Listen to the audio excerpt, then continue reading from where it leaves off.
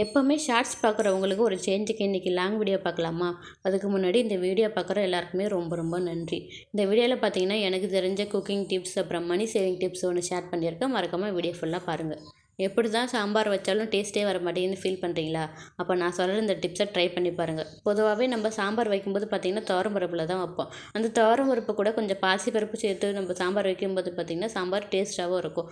அதே மாதிரி பருப்பு வேக வைக்கிறதுக்கு ஒரு அரை மணி நேரம் முன்னாடி பருப்பை நல்லா ஊற வச்சுட்டு வேக வச்சோன்னா பருப்பு நல்லா குழஞ்சி வரும். அப்படி குழஞ்சி வரதால சாம்பார் கூட நல்லா பைண்ட் ஆகி சாம்பார் திக்காகவும் டேஸ்ட்டும் நல்லாவும் இருக்கும். அதே மாதிரி அந்த பருப்பு நம்ம வேக வைக்கும்போது பார்த்திங்கன்னா ஒரு ஸ்பூன் அளவுக்கு நெய் சேர்த்துட்டு வேக வச்சோன்னா சாம்பார் டேஸ்ட் பார்த்திங்கன்னா இந்த ஹோட்டலில் கடையெல்லாம் கிடைக்கிற மாதிரி டேஸ்ட்டு சூப்பராகவே இருக்கும். இன்றைக்கி பார்த்திங்கன்னா காலை சாப்பாடுக்கு இட்லி கூட அந்த டிஃபன் சாம்பாரும் கூடவே கொஞ்சம் மெதுவடை இருக்கு இல்லையா, அதான் செய்ய போகிறேன்.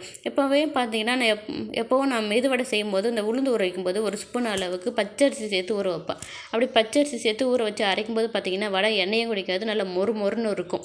இப்போ உளுந்தும் அரிசி நல்லா ஊறிடுச்சு, இப்போ அரைச்சி எடுக்க வேண்டியதான். இப்போ இந்த உளுந்து நல்லா ஊற வச்சுட்டு இந்த இட்லி நம்ம வேக வைக்கும்போது பார்த்திங்கன்னா இட்லியில் இந்த இட்லி பாத்திரத்தில் தண்ணி சேர்த்து நல்லா கொதிக்க வச்சதுக்கப்புறம் நம்ம இட்லியோ இடியாப்பமோ எதாக இருந்தாலும் வேக வைக்கும்போது பார்த்திங்கன்னா நல்லா சாஃப்டாகவும் வேக வைக்கிறதுக்கு ரொம்பவும் டைமும் எடுக்காது. நம்ம இட்லியில் தண்ணி ஊற்றிட்டு உடனே நம்ம இட்லி வேக வைக்கும்போது பார்த்திங்கன்னா அது வேகிறதுக்கு டைமும் எடுக்கும், ஹார்டாகவும் இருக்கும். அதே மாதிரி இந்த உளுந்து நம்ம அரைக்கும்போது பார்த்திங்கன்னா தண்ணியை நல்லா வடித்து எடுத்துட்டு ஒரு ஓட்டை விட்டுட்டு அப்புறமா கொஞ்சமாக தண்ணி தெளித்து அரைக்கும்போது பார்த்திங்கன்னா இந்த உளுந்து மாவுன்றது நம்மளுக்கு கொஞ்சம் ஒவ்வொரு எக்ஸ்ட்ராவே கிடைக்கும். இந்த மிக்ஸி மூடியில் பார்த்திங்கன்னா ஒரு ஹோல் கொடுத்துருக்காங்க இல்லையா, அது எதற்காக கொடுத்துருக்காங்க பார்த்திங்கன்னா நம்ம அரைக்கும் போது அதில் இருக்கிற ஹாட்டான ஏர் வெளியே வரத்துக்கும் ஃப்ரெஷ்ஷான ஏர் உள்ளே போய் மிக்ஸி சூடாகாமல் இருக்கிறதுக்கு தான். ஆனால் நம்ம பண்ணுற தப்பு என்ன பார்த்திங்கன்னா இந்த ஹோலில் இப்படி கையை வச்சு மறைச்சிக்கிட்டு தான் இருப்போம். அப்படி பண்ணுறது ரொம்பவே தப்பு. இப்படி சைடில் பிடிச்சிக்கிட்டு மிக்ஸி அரைக்கும் போது பார்த்திங்கன்னா மிக்ஸி சூடாகாது. நம்ம அரைக்கிற மாவோ சட்னியோ எது வந்தாலும் பார்த்திங்கன்னா டேஸ்ட்டு கொஞ்சம் நல்லாவும் இருக்கும். இப்போ இந்த அரைச்சி இந்த அளவுக்கு நல்லா திக்காக அரைச்சதுக்கப்புறம் இல்லை வடை செஞ்சிங்கன்னா வடை பார்த்திங்கன்னா கடையில் கிடைக்கும் போது நல்லா ப்ளஃபியாகவும் கிடைக்கும். சாம்பார் நல்லா வெந்துடுச்சு. இந்த மிக்ஸி மூடியில் இந்த பெல்ட் இருக்குது இல்லையா, இதில் ரொம்ப லைஃப் நல்லா வரத்துக்கு ஒரு டிப்ஸு சொல்கிறேன். இதில் மிக்ஸியை நம்ம லிட்டிலேருந்து எடுத்ததுக்கப்புறம் தண்ணியில் நினச்சி யூஸ் பண்ணும்போது பார்த்திங்கன்னா லைஃபும் நல்லா வரும். அதிகமாக சூடாக இருக்கிறதுனால பார்த்திங்கன்னா சீக்கிரம் அது தளர்வாயிடும், அடிக்கடி சேஞ்ச் பண்ண வேண்டியதாக இருக்கும். அதே மாதிரி இந்த இட்லி பாத்திரத்தில் ஹேண்டில் கொடுத்துருப்பாங்க இல்லையா, இட்லி தட்டில் நடுவில் ஹேண்டில் கொடுத்துருப்பாங்க, அதனால் அது வைக்கிறதுக்கு எடுக்கிறதுக்கும் ஈஸியாக இருக்கும். இந்த மாதிரி சைடில் கொடுக்குற இட்லி பாத்திரத்தில் பார்த்திங்கன்னா அது எடுக்கிறதுக்கு ரொம்பவே கஷ்டமாக இருக்கும். அதனால் இந்த 2 ஸ்பூன் இருக்குல்ல, ஏதாவது ஒரு 2 ஸ்பூன் எடுத்து இந்த ஹேண்டிலுக்குள்ள கீழே ஒரு ஹோல் இருக்கு இல்லையா, அந்த ஹோலில் விட்டு இந்த வீடியோவில் காட்டுற மாதிரி பார்த்திங்கன்னா இந்த மாதிரி ஒரு ஹோலில் 2 பக்கமும் 2 ஸ்பூனை வச்சு அப்படி வச்சுக்கோங்க.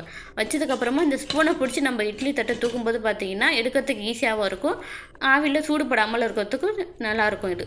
அதே மாதிரி நம்ம இட்லியை இந்த துணியிலேருந்து எடுக்கும்போது பார்த்திங்கன்னா நிறைய பேருக்கு துணியில் இட்லி ஒட்டிக்கிட்டே வரும். அதுக்கு காரணம் என்னென்னு பார்த்திங்கன்னா நம்ம மாவு அரைக்கும் போது உளுந்து அதிகமாக சேர்த்துருப்போம், இல்லை வெந்தயம் அதிகமாக சேர்த்துருப்போம். இப்படி உளுந்தோ வெந்தயம் ஏதாவது அதிகமாக சேர்க்கும்போது பார்த்திங்கன்னா துணியில் இட்லி ஒட்டிக்கிட்டே வரும். எனக்கு பார்த்திங்கன்னா அந்தளவுக்கு எதுவும் ஒட்டாது. நம்ம இட்லிக்கு அரைக்கும் போது அரிசி எவ்வளோ எடுக்கிறோமோ அதுக்கேற்ற மாதிரி உளுந்து சேர்த்து அரைக்கும் போது இந்த பிரச்சனை வராது. அதே மாதிரி இட்லியை துணியிலேருந்து எடுக்கும்போது தண்ணி தெளித்து எடுத்தோன்னா எடுக்கிறதுக்கு ரொம்பவே ஈஸியாக இருக்கும்.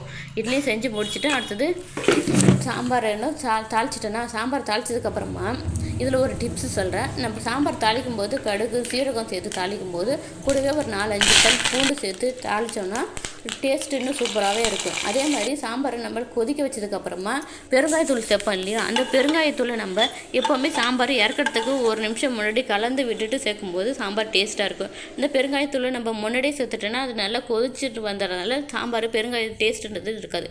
ஃபைனலாக சேர்க்கும்போது பார்த்திங்கன்னா டேஸ்ட்டு ரொம்பவே சூப்பராக இருக்கும். சாம்பாரும் கலந்ததுக்கப்புறமா எடுத்து வச்சுருக்க வடையை தான் செய்ய போகிறேன். இப்போ இந்த வடைக்கு பார்த்திங்கன்னா நல்லா மொறுன்னு செய்ய கற்றுக்கிட்டேன் நான். அதுக்கு ஒரு டிப்ஸ் இருக்குது சொல்கிறேன். இந்த வடைக்கு நம்ம இந்த மாவு கலக்கும்போது இந்த வெங்காயம் பச்சை மிளகாய் இஞ்சிலாம் சேர்க்கும்போது இந்த மாவு கலந்து எடுப்போம் இல்லையா, அது கலக்கும்போது இந்த மாதிரி ஒரே டைரெக்ஷனில் கலந்து எடுக்கும்போது பார்த்திங்கன்னா நல்லா ஏர் பபிள்ஸ்லாம் ஃபார்ம் ஆகி வடை பார்த்திங்கன்னா நல்லா ப்ளஃபியாக இருக்கும். கடையில் இருக்கும் இல்லையா, நல்லா புசுன்னு அந்த மாதிரி இருக்கும். இப்போ மாவு நல்லா கலந்துட்டேன், வடை தான் சுட போகிறேன்.